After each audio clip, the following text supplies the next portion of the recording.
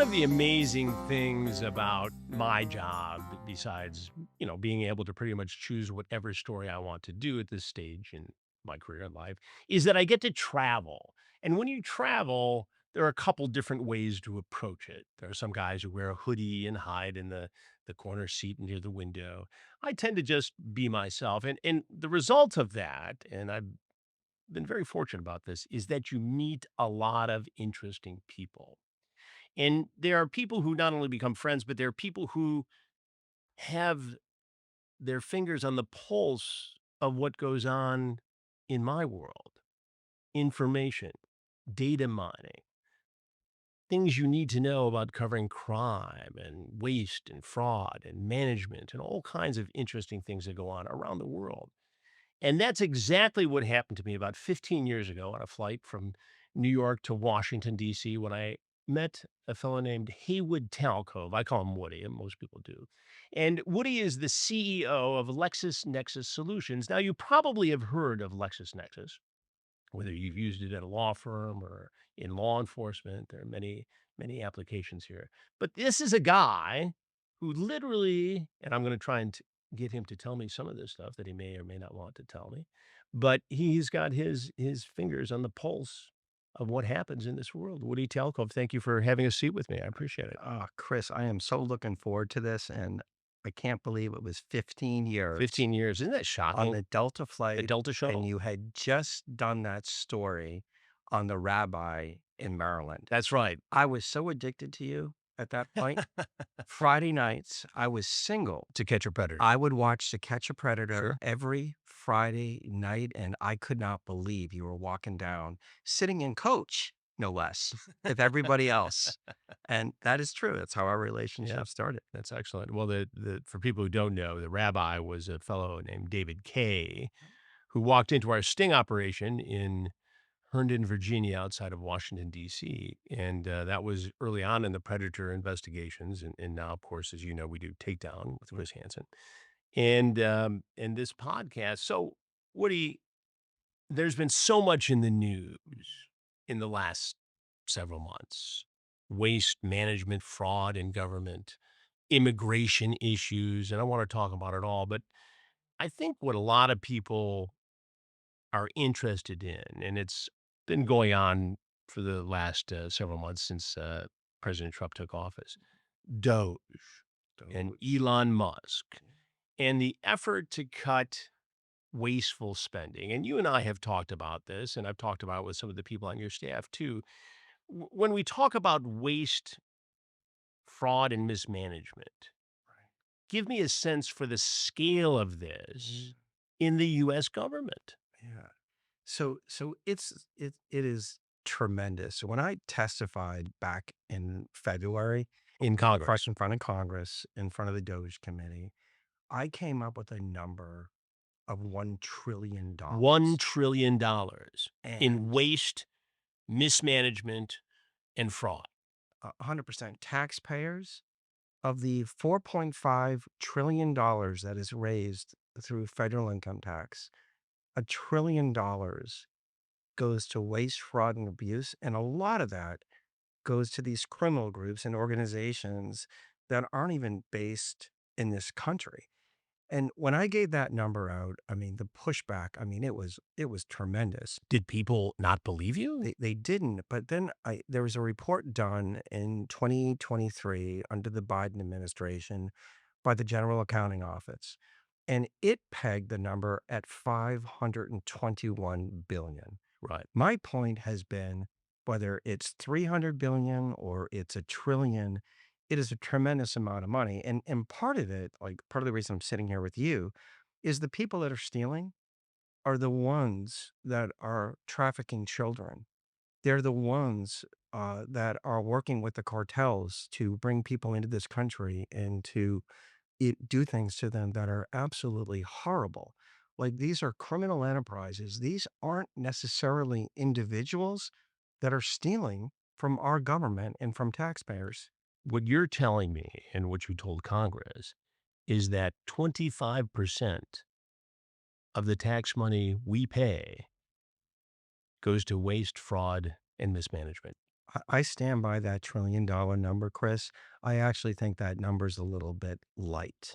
And, without getting into tradecraft too deeply, how do you know this? I mean, I know that you've got access to a lot of Yeah. great data and data mining and information, but how do we arrive at that number? Yeah, so, it's interesting. I get that question all the time, and remember, I went to the University of Maine, so, great school, Teachers College. shout out to the University of Maine. Um, the way I started getting into it was really post-Hurricane Katrina, when FEMA was giving out benefits, and we started noticing that the benefits were going to people that didn't live in Louisiana. They didn't live in California. They didn't live in Maine. They actually didn't live in the country. And that was my first like qualitative clue to the scope and size of the problem. We wrote a book called WTF, Where's the Fraud? And in that That's a book, great title. Larry Benson and Andy Buchholz did it, and it ended up being a New York Times bestseller, driven by the fact that I bought so many copies. I Right, think, exactly. yeah. But I got really into like, how is it that government is being targeted?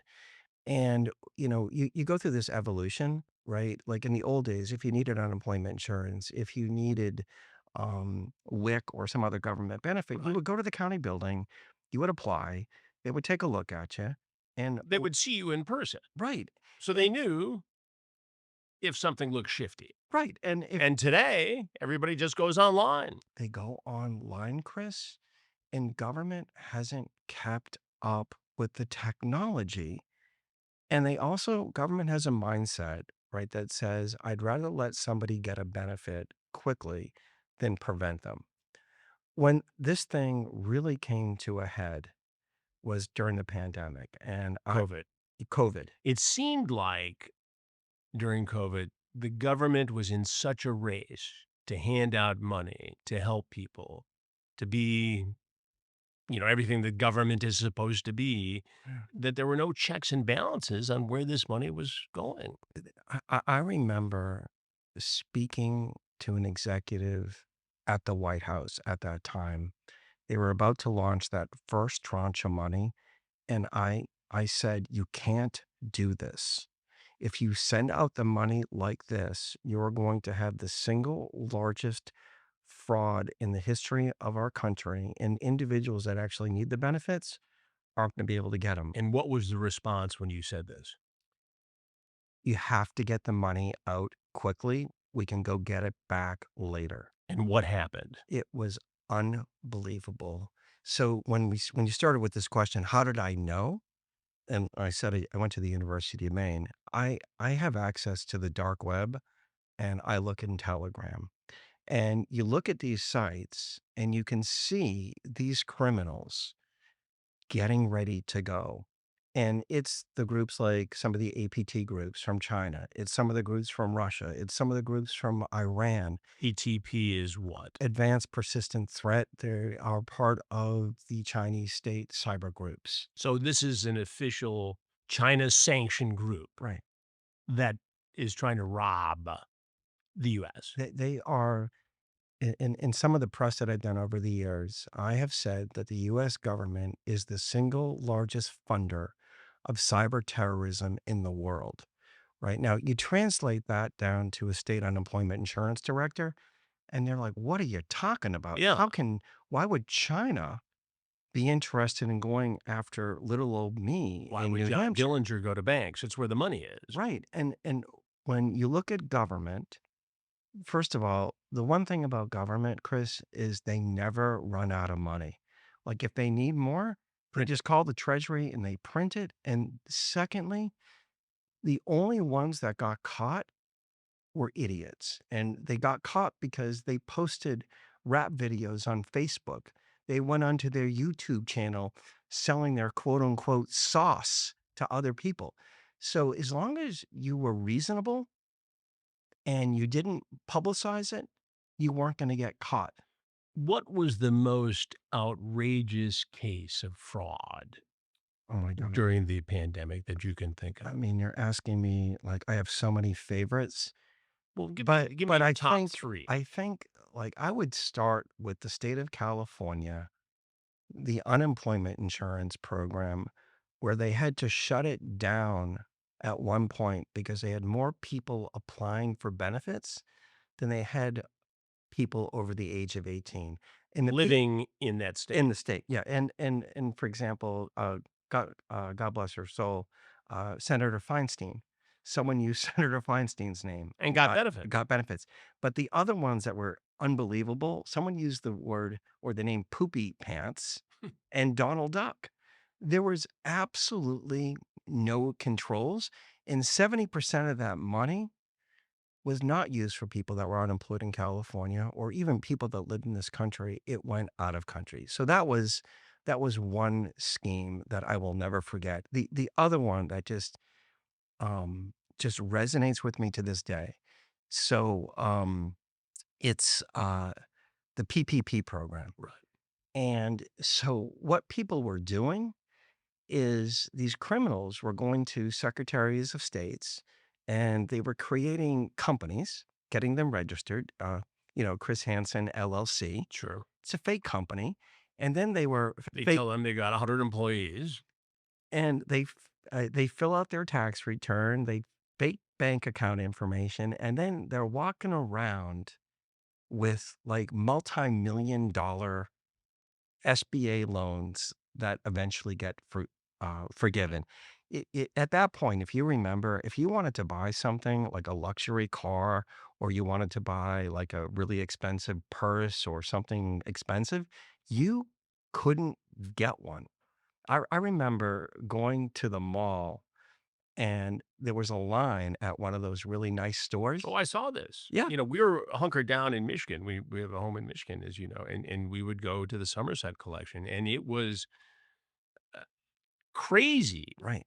that during this time of national crisis, when we're worried about this pandemic, people were walking around with wads of money going into Gucci and Ferragamo and Polo, and they were buying up the stores. Chris, I will never forget that. Fines because they can only allow so many people at the same time, and you had to wear a mask. Yeah, I will never forget this, Chris. I was at one of those malls going to purchase something very expensive, and the person in front of me had uh, like parachute type pants on, cargo pants on, and on the left hand side he had a Glock, and on the right hand side he had a wad of cash.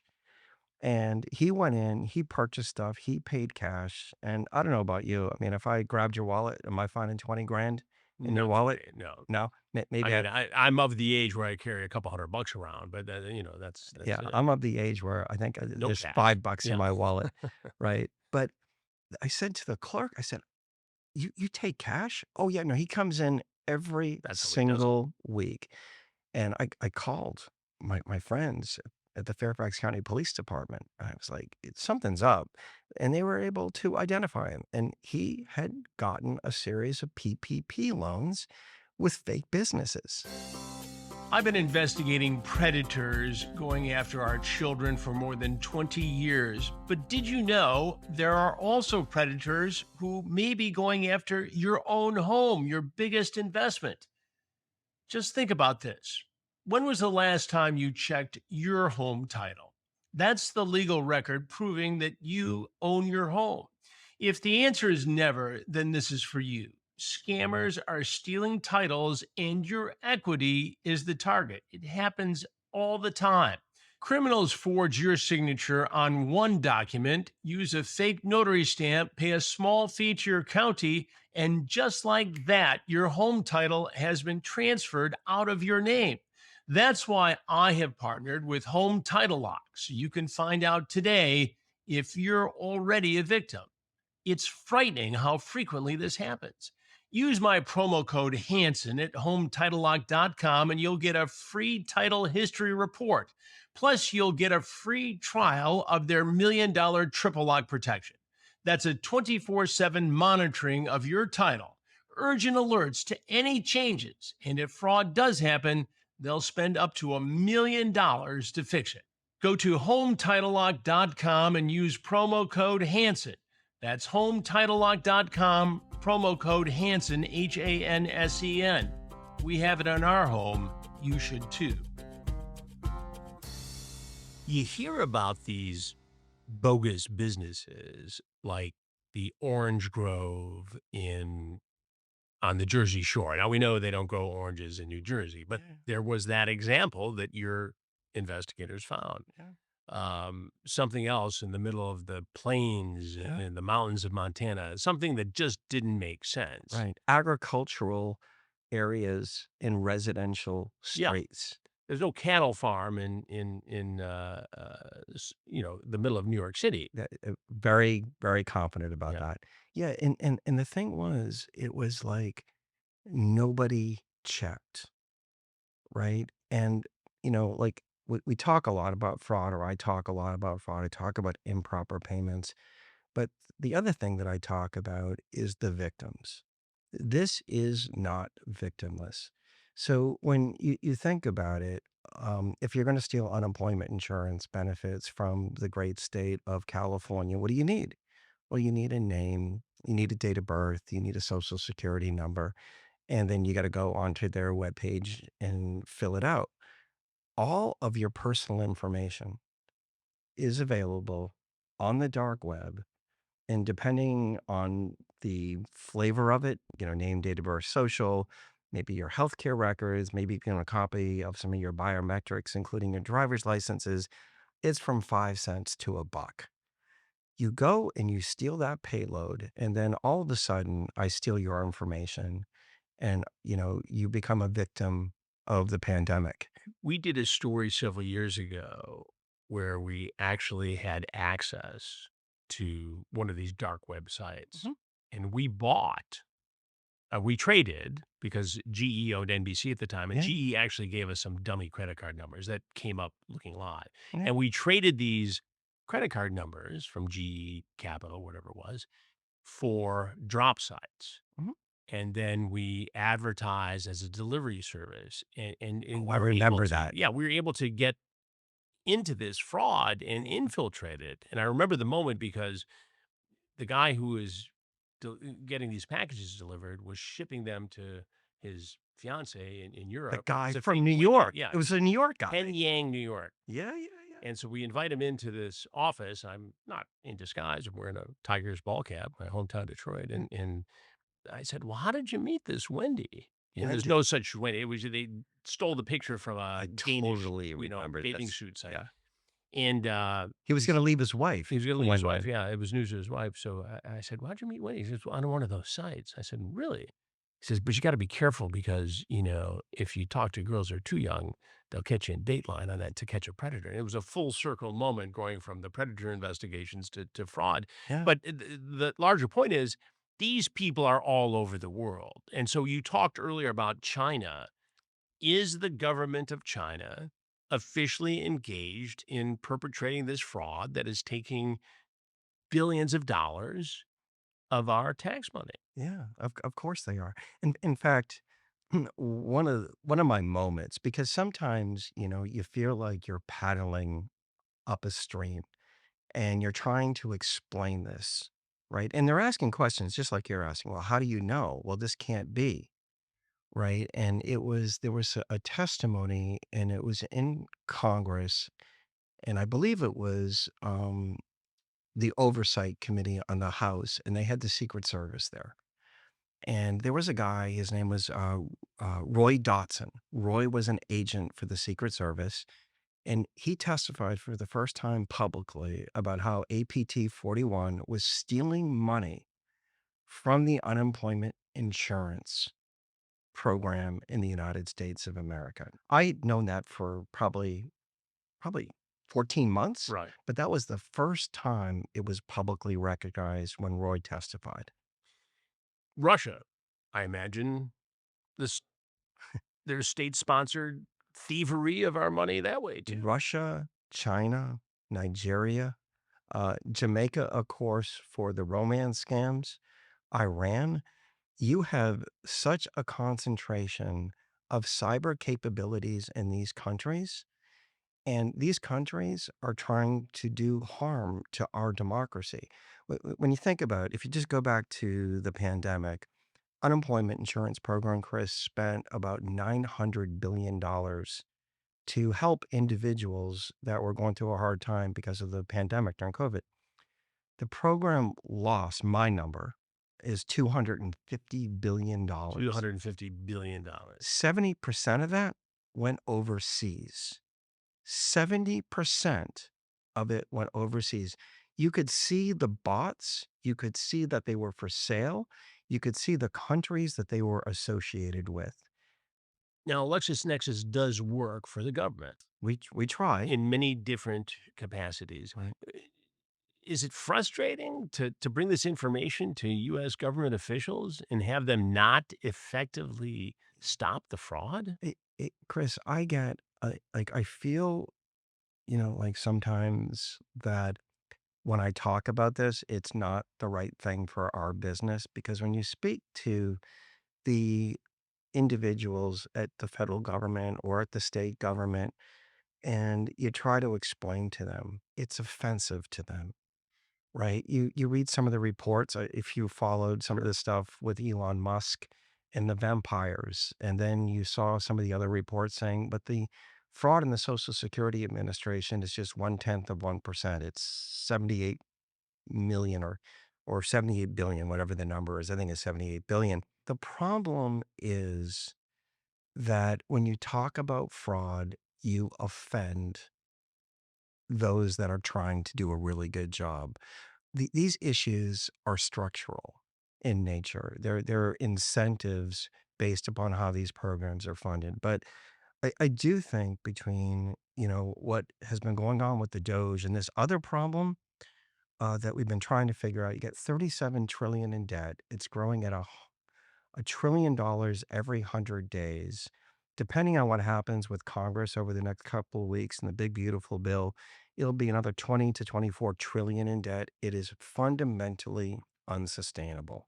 And what I have been arguing vehemently about is fraud prevention. It isn't benefit prevention. And you can give more money to individuals that need food, that need healthcare. If you can get particularly the foreign actors out of the space. The foreign actors are clearly cleaning our clocks on this. Yeah. And you mentioned Doge Mhm. and Elon Musk, obviously, who came in and the famous chainsaw scene. And a lot of that was for show. And I wonder, how much of that was real. But Doge did cut a lot of alleged waste. The How effective was this? Was this all for show? what I think it did is it exposed the issue. Like it's the beginning.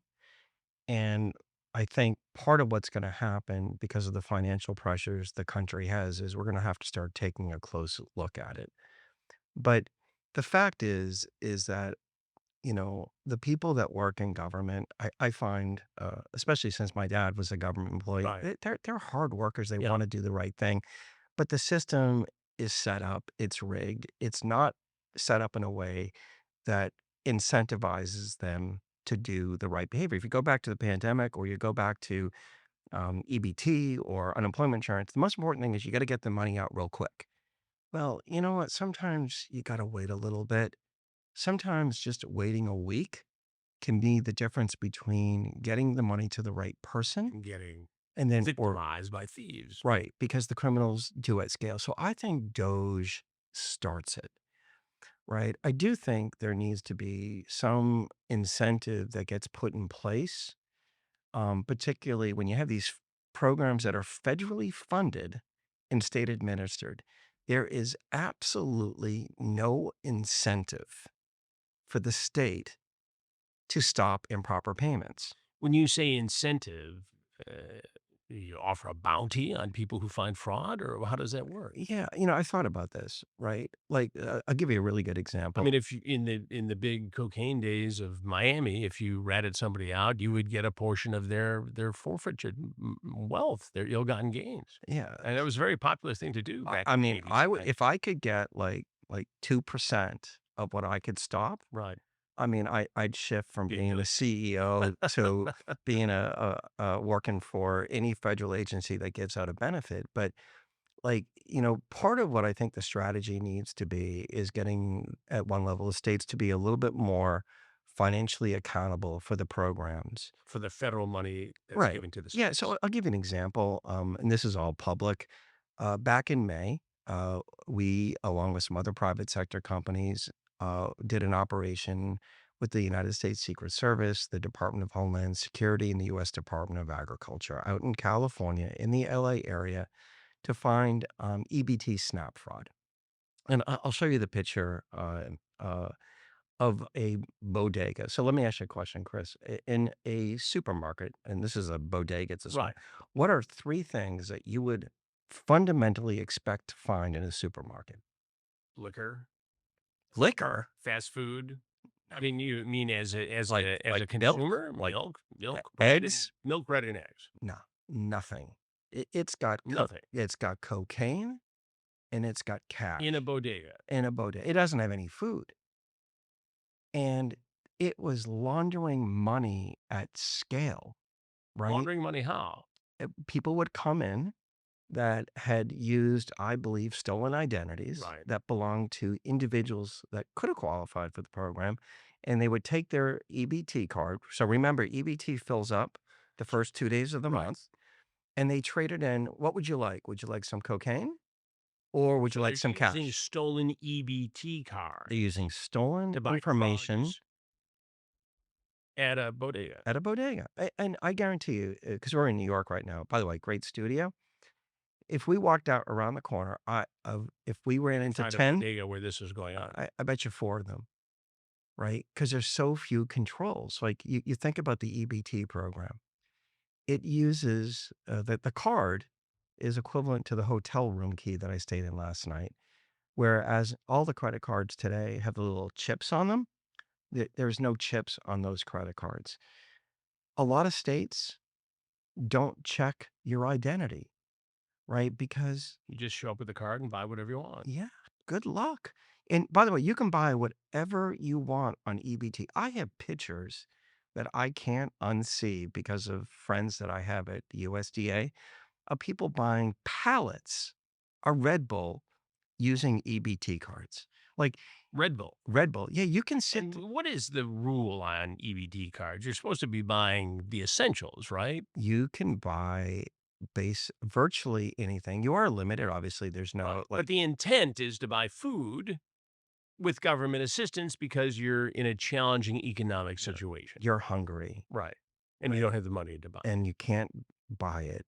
And but what the criminals do is they'll go to the big box retailers to buy pallets of Red Bull because, by the way, you can string as many EBT cards through the system Together. as you Right. want. If you have 50 of them, you can use How all is that 50. possible? How is that allowed? Be If you go back to the thing that I said earlier, because I wanna make sure that if you're hungry, we take care of you right away. So I don't wanna create any friction on you. Right, and then, in some ways too, like, I look at it like, when was the last time you went to a big box store and decided to buy a pallet of Red Bull? Never Never. happened. Yeah. No one's raising any suspicion that every week they come in It's not for personal and they consumption. pay with an EBT card, and then, they're driving off to the port to ship the Red Bull off to Cuba or some other foreign country. No one ever noticed that. Or here's the other one. During the pandemic, it was hard to get, baby formula. I swear you could see that on the dark web that they were using the EBT cards to get baby formula and shipping it out of the country or buying it from the big box store to bring it into their bodega where they didn't have to pay for it.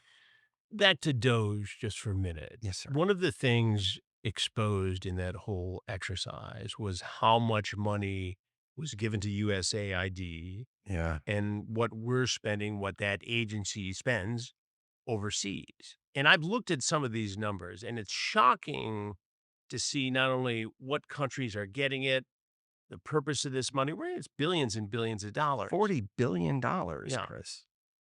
Yeah. No, it's And doesn't anybody look at this in the government to say, what are we doing in Nigeria or in Guatemala? We're giving money to organizations, maybe it's a good cause for developing businesses for women in a Latin American country, but is that the business of the United States government yeah. Wait, to send this kind of money over when there? I'll look at it a little bit different than that. The lack of controls of when that money gets sent out is just staggering. We give money to China, We have and China's stealing from us. we have funded things that hurt our democracy, right? If Lexus, a publicly traded company, operated their books like the federal government, we would be delisted. Right? The lack of controls. I mean, you heard some of the things that Elon was talking about relative to not having notations of what contract the payment was associated, or other things where there was no real budget for the item being paid for. It is just staggering. Were you surprised at how much he was vilified, Elon Musk? No, I mean, at a much lesser level, I have felt the same exact way. Anytime you wade into this, what happens is you're trying to take benefits away from somebody. And when I testified and when I speak to, people in both parties, both Democrat and Republican, elected and appointed, it isn't about um, stopping someone from getting a benefit. If you don't put these controls in place, it's only going to accelerate. Were you surprised that people were burning Teslas and making this so personal with him? I mean, a lot of people lost their jobs, Yeah. right? And I get that. And maybe the axe fell too swiftly and too severely, and maybe some of these people shouldn't have lost their jobs. Not taking a Yeah. position on it, but Yeah. obviously people feel that way. But he took a big hit as the CEO of multiple Yeah. big corporations. Yeah. And like Do you feel bad for him as I a feel fellow CEO? I feel horrible for him because I think he was trying to do the right thing. Right. I don't think he had any ill will, but and obviously his microphone is a little bit bigger than mine. Right. Right. But when he was seeing things, some of the things that he saw are things that I've seen. It is shocking. It's how in the world do you let those payments go to those types of groups with zero controls? So do you think he was justifiably outraged, whether or not you agree with the execution of this, based upon what you've seen over the years of being with LexisNexis? Do you think he was justifiably outraged at what he found? Yeah. I mean, Chris, when I started talking about fraud, waste, and abuse and its impact on individuals, I had death threats. I had people showing up at the house. I had groups going at me in ways, and I just couldn't understand it because what happens You're just doing your job. is the system is rigged in a way that makes it virtually impossible to get to what needs to get done. And why is that? Is that because the government is in the business of perpetuating government? Are there so many people feeding from the government trough that it's impossible to change? I mean, DOGE certainly tried. Yeah. I think part of it is at one level, there's philosophical individuals that get into government positions that try to drive an agenda. But then, I play back my dad, a school teacher. All he wanted to do, Chris, was educate kids. Right? So what happens is you get these individuals that believe in something and the truth be damned. right? Like the thing is, you look at some of these agencies, the one that I've really been focused on the past year and a half was the U.S. Department of Agriculture under Secretary Vilsack, where there's no fraud. There's absolutely no fraud. And then they finally have to do this report, and the fraud rate across the country, $121 billion is almost it's 11.7%. But what really bothered me, there was a reporter out where you grew up in Michigan, and he was doing a story on EBT fraud, and he did a FOIA request. He does the story, and I read some of it, and I'm like, oh my God, well, FOIA had my name in it. The leadership in the administration was spending more time tracking me, Which administration was this is under the Biden right? administration, than they were on Tracking you how? they were watching my stories. They were trying to undermine me. They were Why would the Biden administration do that? well, I shouldn't say Biden. To be truth to be told, it was a woman named Stacey Dean, who was then deputy secretary, because I was the one out there saying that there is significant amounts of improper payments and fraud in this So program. they decided to tag you as opposed to try to Right. So tag the fraud. I was Elon Musked before Elon got musked by those groups. They weren't interested in changing the card to a chip card. They weren't interested in doing integrity. Why? I don't know. Oh, actually, you know what I think? Actually, because what they wanted to do was they wanted to get more benefits to more people, and they didn't necessarily care about the extent of the improper They wanted payments. to show that they were helping Their people. program grew to $121 billion. God bless America. Who cares about the woman? Her name was Angela. I did a story in Chicago. Her benefits were stolen 6 months in a row, Ugh, right? She fills up her cart. She goes to check out her benefits. somebody's drained the account. And it's like, well, what about that So what does she poor? do? Well, Nobody's gonna believe her at the store. It's somebody trying to hustle them. They no, no, she goes and she calls her local office up. She waits online for hours on the phone. She fills out a form, and boom, 4 months later, she gets her money. mm, But what does she do in the interim? starves. How She does was she fill hungry. up a card? Right. Right? That's who I care about, because at the end of it, it isn't about fraud. It's about these legitimate individuals who have been taken advantage of, both mentally and financially. I mean, I think I told you some of the stories with my own mother after my dad passed. Like, you cannot discount the mental anguish that is caused when you are a victim of one of these crimes. And the very groups that you think are going to be able to help you, they don't move fast enough. It's really, at the end of the day, you know who So the helps? bureaucracy has allowed the fraud to occur, and the bureaucracy is inefficient in fixing the fraud it allowed to occur.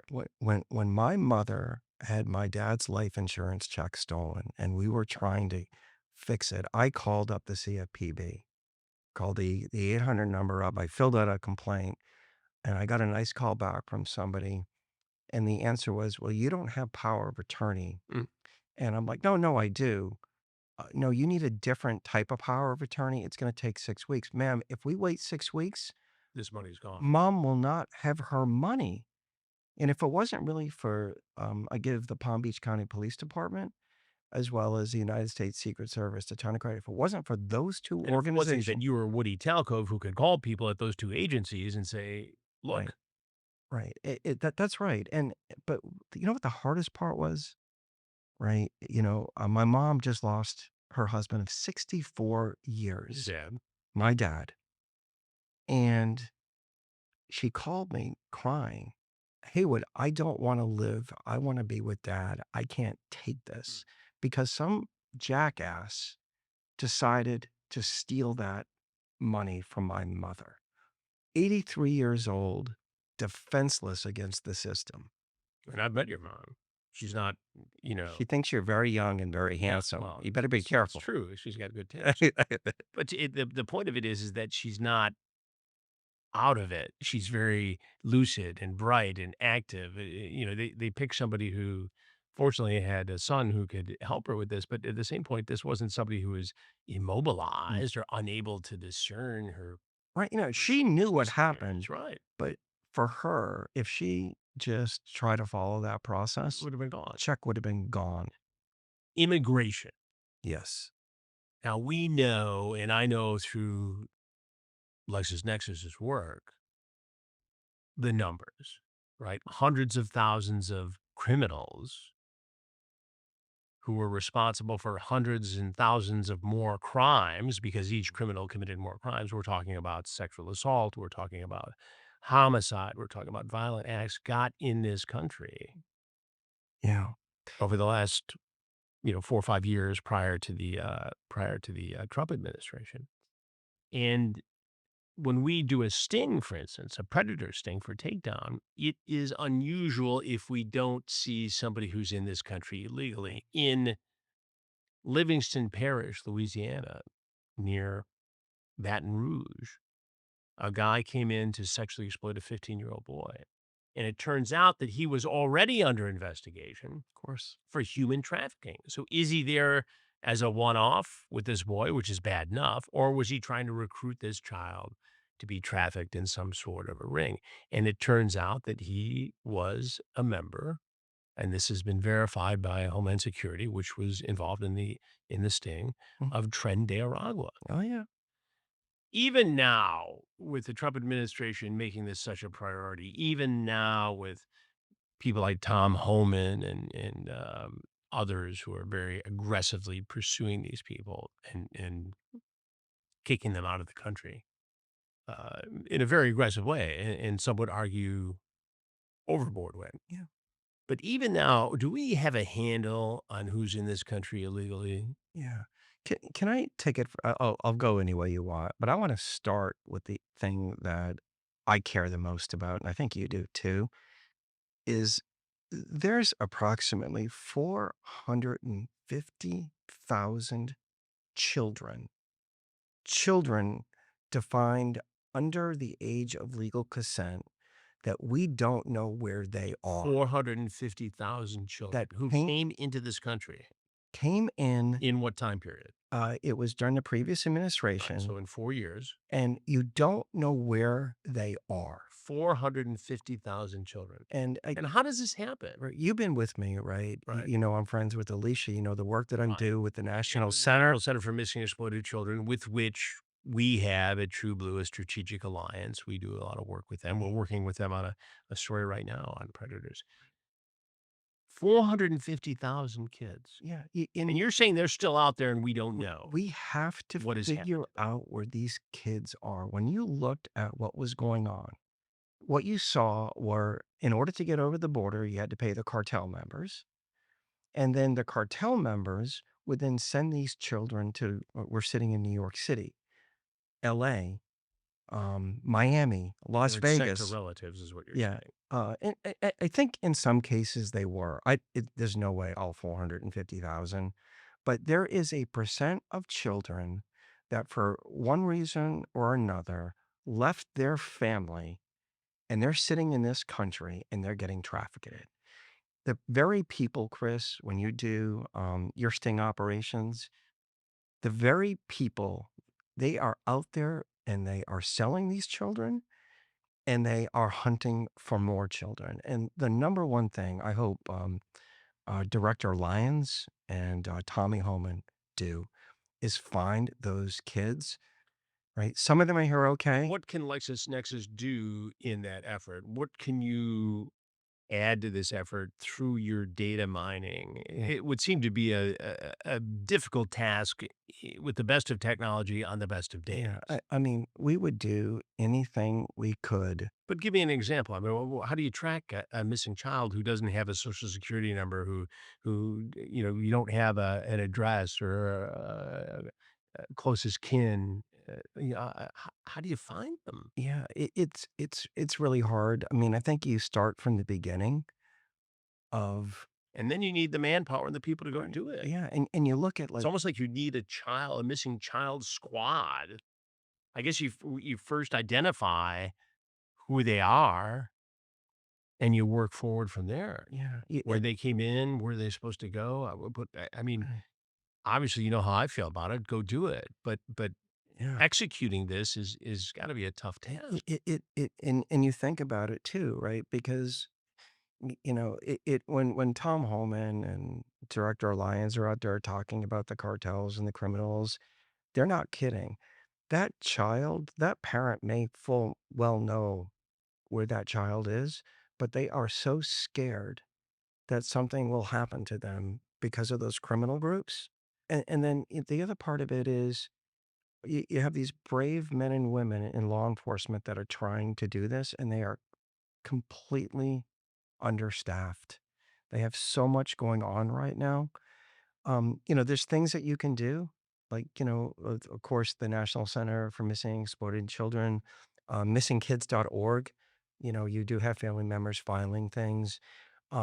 You do when you're in law enforcement and you're in New York City and you see a 13-year-old girl walking around at 2 o'clock in the morning and you ask questions and you bring him in and you try to find out if you see things at hotels. But like to me, of all the things that went down on the border, it was the kids.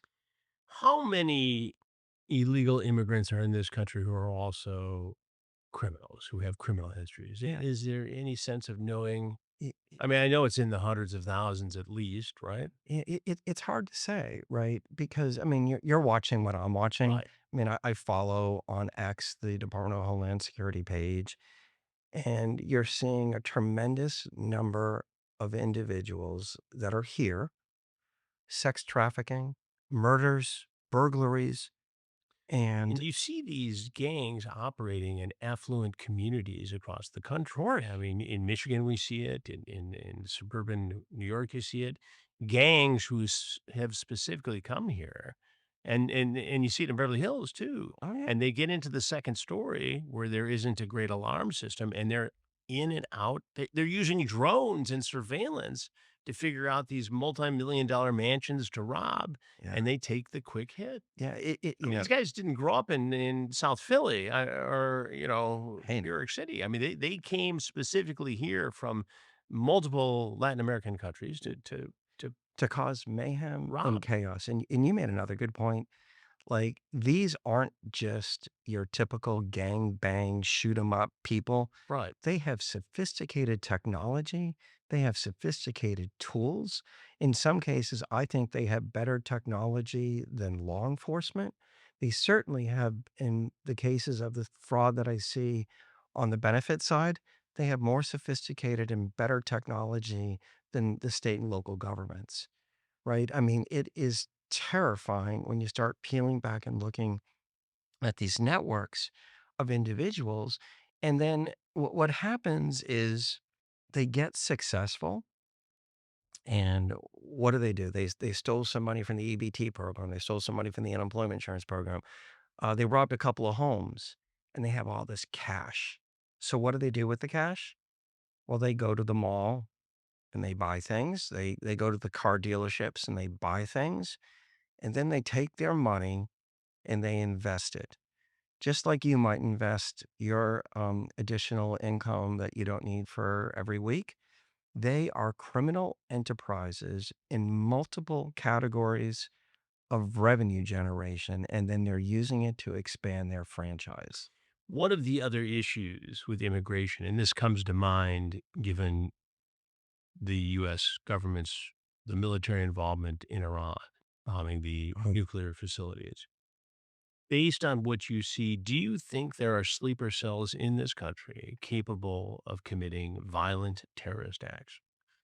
Of course, right? I mean, that's been going on for decades, but it did pick up. I mean, there was a picture I saw, I think it was yesterday, or the day before, of an individual from Iran that was previously involved in the military. We did a story on this recently for Fox News. There were 2 or 3 guys, Yeah. and one of them was Iranian military, came into this country legally on a K-1 visa, Mhm. fine, engaged, woman, his fiancée, now wife, pregnant with their child, and he got picked up by the federal government Mhm.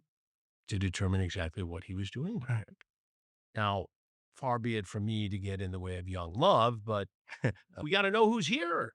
I I think that's it. Like, I am the product of an immigrant family that immigrated, during, World War II to come from Poland into the United States. On the other hand, we just need to make sure, like, the guy that I'm talking about had a gun, tucked into his pants. Now, first of all, why is he walking around with an unregistered, unlicensed gun? Secondly, imagine freaking law enforcement having to come up on a guy with a gun that they're not quite sure who he is. And he's got nothing to lose because he knows he's here illegally. Right. So you have these young men and women in law enforcement that risk their lives every single day trying to figure out who the legitimate people are versus who the illegitimate people are. Right. And it's got to be a bit terrifying. Right. So, like, I'm a big believer in legal immigration. I'm also very concerned because remember where I sat and I've watched all of this, what I view as cyber terrorism over the past decade. There are individuals in this world that hate our country, that hate our way of life, and would do virtually anything to disrupt it given the opportunity. I mean, Chris, look what happened. Where was it? In Colorado? Oh, the guy who was here from Egypt. Didn't like the Jews. Right, and was going to and these innocent, elderly in some cases, Jewish people go walk every weekend on the mall in Boulder, Colorado to protest, what happened in Gaza and the October 7th situation. And he throws flammable liquid on them and starts them on fire. One of these women was a Holocaust survivor, Yeah. and now she's burned going on a walk in Boulder, Colorado. I And this guy's been fomenting. yeah, and part of when I look at those things, one of my things, and I think you probably think the same thing when you're doing your takedowns. Do you think it was the first time that he expressed those types of views? Do you think somebody in his family or his friends knew about it? Like It when didn't say anything. didn't it the one that I saw you last night on with Jesse Waters, the guy that called mommy up. Yeah, "Mama, Mama, I'm in trouble." is that the first time you think he tried to pick up a 15-year-old girl? I always think they're lying to me. I mean, obviously, there are some times where it has to be a guy's first time, but generally, by the time they get to me, they're Right. lying, I think. How many times, Chris, has it happened to you where they come back again the second and third night? Couple. But we also know that, in this particular world, you have guys who get a slap on the wrist, and suddenly 15, 16 years later, they get caught with a real child. So it's an issue. I guess it leads to a larger point, and I want you to, as we wrap up, talk about this just for a minute. You have said before that sometimes we have to suspend our luxury beliefs. Yes, we do. And what do you mean by that? So I came up with that phrase. I think that God, Which I steal all the time, do by you the way. I really? give you credit for All right. Yeah. So I start with this. I believe that 99.9% of all people are really good people. And I don't believe that they have any interest in doing anything that is going to disrupt society or democracy. And what's happened is you create a system where individuals they go to the mall and they're buying $20,000 purses with cash. They're going to the Rolls Royce dealer, Rolls Royce, Bentley, Aston. I mean, they crushed it during the pandemic. People were coming in with crash, and it was like you have to understand that there's an criminal element, and if you don't put the controls in place, what will happen is they will steal at scale, and they won't stop, and the probability of them getting caught is virtually zero. And that's where that term came. It's like it's great, to sit there. and to be in a position of economic advantage and talk about how I really want to help the food insecure, how I want to help the unemployed, how I want to make a city more affordable. On the other hand, you can't allow a system without some controls in it because it leads to what we have today. When we started and I came up with, we talked about my $1 trillion number and I got all that pushback. Uh, it's all right. Use the $521 billion from the 2023 GAO report. I believe if we do a better job, that we can have a much better country, a democracy that prospers, that allows people to do things that they never thought were possible. But because so much money is being consumed by these groups, 70% of which I think is going overseas, we can't get out of our own way, right? We now pay more in debt service than we do in defense. More in debt service than we do in defense. Yes. And here's I another, don't think a lot of people realize yeah, that. here's another one that I dug up because, and I even heard it with the election that was going on in New York. The wealthy people need to pay more of their fair share, right? And Joe Rogan was doing a podcast with Bernie Sanders. And it came out this week, and Senator Sanders wouldn't give a number, but he said during World War II, the highest tax rate was 90%. That seems a little bit high to me. But here's a trivia Maybe in question. the UK. Yeah, hopefully not here. How many billionaires are there, Chris, in the United States of America? 1,000? It's close. There's 870. Right. That's according to um, Gemini, great AI tool. And how much do they control in wealth? 10%? They control $5.7 trillion. 5.7 trillion. And those are the numbers off the web, so plus or minus. The U.S. budget is 6 trillion a year. Even if you took every penny from a trillionaire, you could fund the government for 1 year. The math doesn't math anymore. And I fundamentally don't understand why in the private sector where the improper fraud payment rate is around 3%, and in the public sector it's 20%, why they don't do front end identity verification, why they allow self-reported information. How great would it be to apply for a mortgage and be like, yeah, Uh, no, I make I $2 million a year. All right, yeah, Mr. yeah, Hansen. check that. Don't run that card through, it's fine. Right. Or like the banks have know your customer laws. Well, why not just check the applicant pool? Like, because if you had done that during the pandemic, pick a state, any state, and you would have been like, wow, most of these people don't even live in our state. That's really weird. Like Why Donald are they Duck, coming to us? Yeah. poopy pants. Senator Feinstein? I thought she was a US Yeah. senator. Why is she getting a benefit? You would have figured it out.